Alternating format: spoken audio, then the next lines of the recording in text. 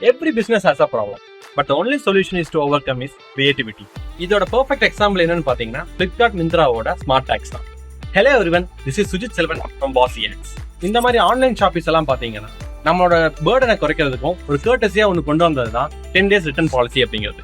10 days return policy எதுக்காகனா in case of ஒரு damage product receive ஆயிருக்கு அப்படின்னா அதை ரிட்டர்ன் பண்ணுங்கிற ஒரு கர்டஸிக்காக தான் 10 days ரிட்டர்ன் பாலிசி யூஸ் கொண்டு வந்தாங்க. பட் நம்ம ஊர்ல இருக்கிற அதிபுத்திசாலிங்க என்ன பண்ணிட்டாங்கன்னா அந்த 10 days ரிட்டர்ன் பாலிசியை அவங்க சுயநலத்துக்காக யூஸ் பண்ண ஆரம்பிச்சிட்டாங்க. கிட்டத்தட்ட எப்படின்னா அந்த ஒரு ப்ராடக்டை பர்ச்சேஸ் பண்ணி அந்த ப்ராடக்ட்டை அவங்களோட அந்த 10 days வரைக்கும் அவங்களோட பர்சனல் யூஸுக்கும், அதாவது ஒரு ஈவெண்ட் அட்டன் பண்றது இல்ல ஒரு ஃபங்க்ஷன் அட்டன் பண்றதுன்னு சொல்லி எல்லா இடத்துக்கும் போய் அந்த ப்ராடக்ட்டை யூஸ் பண்ணி பர்பஸ்ஃபுல்லி அதை டேமேஜ் பண்ணி அதை வந்து ரிட்டர்ன் பண்ணிடுறாங்க. ஸோ இதனாலேயே பிளிப்கார்ட் அண்ட் அதர் செல்லர்ஸுக்குமே பார்த்தீங்கன்னா ஹெவி லாஸை ஃபேஸ் பண்ண வேண்டியதா இருக்குது. இதை அவாய்ட் பண்றதுக்கே முடியல. ஸோ இதுல இருந்து வெளியே வர்றதுக்கு வேண்டி பிளிப்கார்ட் கொண்டு வந்த ஒரு ஸ்மார்ட் ஐடியா தான் ஸ்மார்ட் டேக் அப்படின்னு.